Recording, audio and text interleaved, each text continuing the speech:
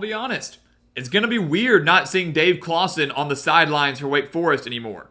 He deserves a lot of credit for having Wake Forest in the position that they're in. Yes, they've had some rough seasons lately, but the Demon Deacons, in their history, have been to just 17 bowl games. Dave Clawson led them to 7, going 5-2 in those. He typically had the Demon Deacons in contention. He made them relevant in the ACC and at some points in the national stage.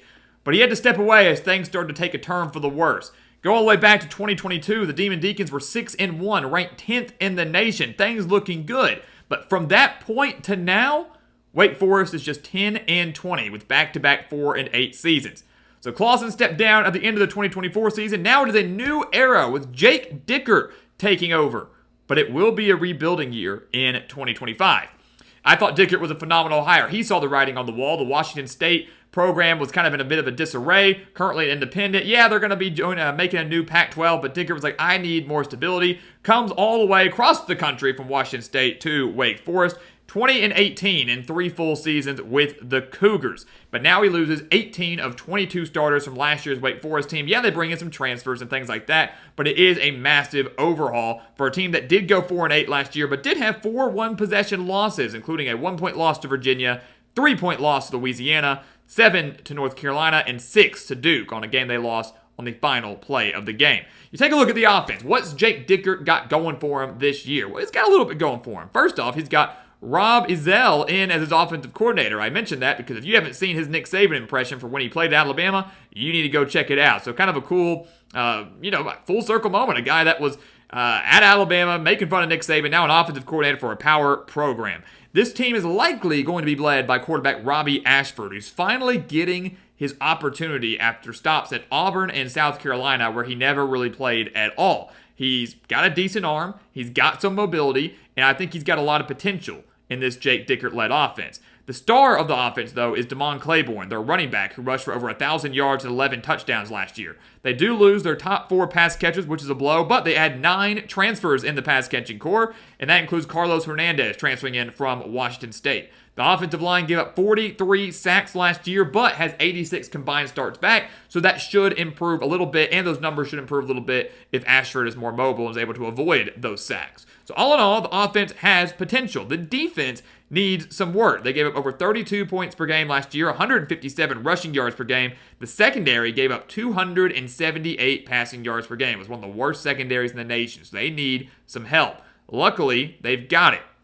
Wake Forest does return 6 of their top 10 tacklers last year. Their number 1 tackler from last year, Nick Anderson, had 122 tackles last season, is back at safety. So you've got your top tackler and a leader of the defense returning in your secondary. They also add Ladarius Webb in from South Alabama. So the secondary should improve a little bit in 2025. The defensive line does lose quite a bit. Langston Hardy is back, though. 3.5 sacks last year from UConn. They do bring in Kate Kershke as well, 6.5 sacks from Colorado State. So some talent coming in on the defensive line from some smaller programs, but opportunities there. The linebacking core does appear to be strong too. Dylan Hazen returning as the 3rd tackler from last year. Devon Patterson was 4th on the team in tackles last year. So there is talent, there is experience, there is potential, but they do face a very tough schedule. And again, it's always tough with a brand new head coach coming in, implementing his culture, implementing his systems.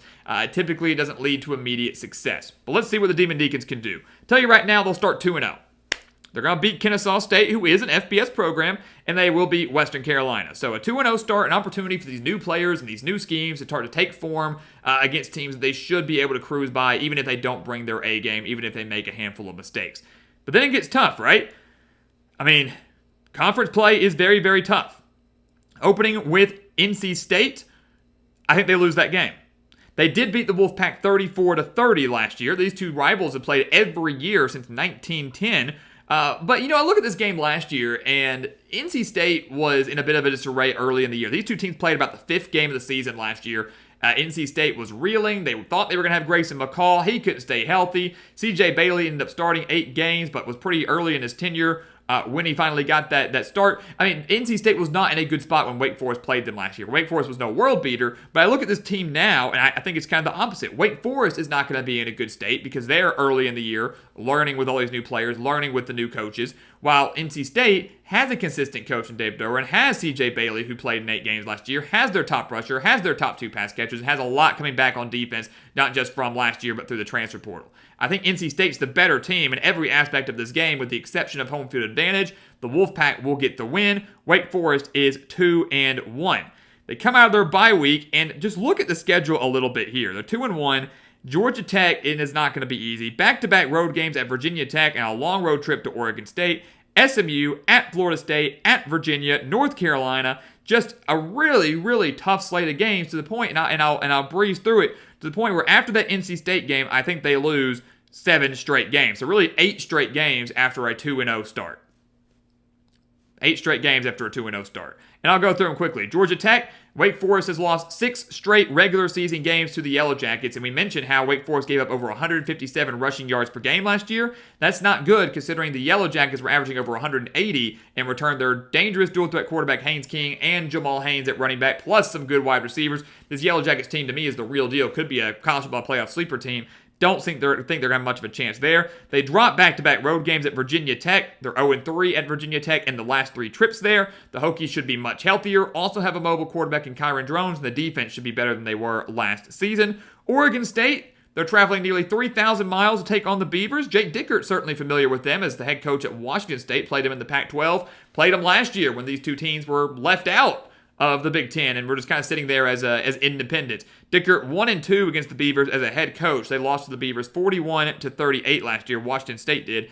Now, the Beavers in Corvallis, not an easy place to play, are much better and much more experienced. They got Malik Murphy, who was in the ACC last year at Duke, now with Oregon State. They've got Anthony Hankerson, and rushed for 1,000 yards. They've got their top wide receiver. They've got 6 starters back on defense that should take a big step forward. It's a long road trip for the Demon Deacons against a team that's much more experienced than them. I think Wake Forest drops it. They're 2-4. Out of the bye week, I think it's pretty self-explanatory. They'll lose to SMU and even Florida State, especially in Tallahassee. SMU is one of the best teams in the conference, made the college football playoff last year. Florida State, yes, went 2-10 last season, but returns a lot of guys to the transfer portal. Thomas Castellanos, a starter in the ACC at Boston College, now the quarterback with the Seminoles, looked to be much better in the trenches, looked to be much better across the board. Mike Norvell, very selective in the guys that he got in the portal this year and on his new coaching staff in Tallahassee. Wake Forest, to me, simply doesn't stand much of a chance there. Then they go on the road to Virginia, who they only lost to by 1 last year, even posted 544 yards of offense on the Cavaliers last year. But here's the thing. We mentioned how bad Wake Forest secondary is. Well, Virginia's got themselves a pretty good quarterback in Chandler Morris, who threw for over 3,700 yards with North Texas last season. So this is a dangerous quarterback with Tony Elliott's best Virginia team he's had yet. The Cavaliers have home field advantage. Wake Forest secondary will improve, but maybe not by that much. The Cavaliers should have their way with them. 2-7, and then they lose to Bill Belichick 2-8 at North Carolina. They lost to the Tar Heels 31-24 last year. They've not defeated UNC since 2019. And while North Carolina may not be a world beater by any means, they certainly have the better coach. They've probably, to me, had the better quarterback in Gio Lopez, who at least has more starting experience than Robbie Ashford. And then the defense, Bill Belichick certainly will develop. So just a rough stretch of games for Wake Forest. And what we know going into this, we knew going into this was going to be a rebuilding year. I mean, back-to-back 4-8 seasons with better talent and Dave Clawson. Now you've got a new coach with a lot of new talent. Probably not going to exceed that 4-8 mark. Probably not going to exceed maybe even make a bowl game. That would be phenomenal if they did. They're 2-8. They're going to beat Delaware, who's also a member of the FBS now. Delaware moving up from the FCS, now a member of the Conference USA. So senior day, in a game they should win. They're 3-8. But they will drop their season finale on the road at Duke. They lost to the Blue Devils 23-17 last year on the last play of the game.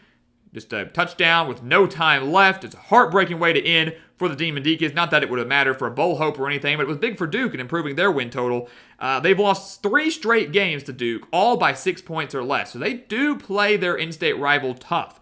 And I think this is a close game again, because while I think Duke is still competitive, they might not be as good as they were last year. I think Wake Forest gives them all they can handle, but it's senior day for the Blue Devils. They're going on the road. They've got a better quarterback in Darian Mensah. They've got an extremely underrated defensive line that could pose problems for this Wake Forest offensive line. Just a lot of things in favor of Duke, not so much in favor of the Demon Deacons. I think they drop that game, and they finish the year 3-9, winless in conference play. And I know that might sound like a shock, and it might be frustrating, and but I don't know where the conference wins come from. I think the most likely ones are Maybe at home against North Carolina, maybe on the road against Virginia. Maybe they snag a win on the road at Virginia Tech. I mean, they're not really playing elite teams by any means, but they're playing teams that are more talented than them, that have more experience than them, that have more continuity with the coaching staff than them. This just has the makings of being a massive rebuilding year for the Demon Deacons. I think Dickert is a good coach. I think he will do well here if he is given time. They've got to give him time. Wake Forest 3-9 in 2025. Better days ahead going forward, though, because this is a good hire if they're patient with him. So, guys, as always, thank you so much for watching us here at the Gridiron Expert on YouTube. Make sure to continue to like, comment, subscribe, share our videos, and check out everything down in the description below. That includes our website, thegridironexpert.com, home to our expert picks, some of the best college football and NFL spread picks in the entire country. Also home to our weekly newsletters, jam-packed with nonstop information that you won't get anywhere else. We're giving that all season long and free to sign up for over on thegridironexpert.com. And once again, guys, as always, thank you so much for watching, and we'll see you next time right here on the Gridiron Expert.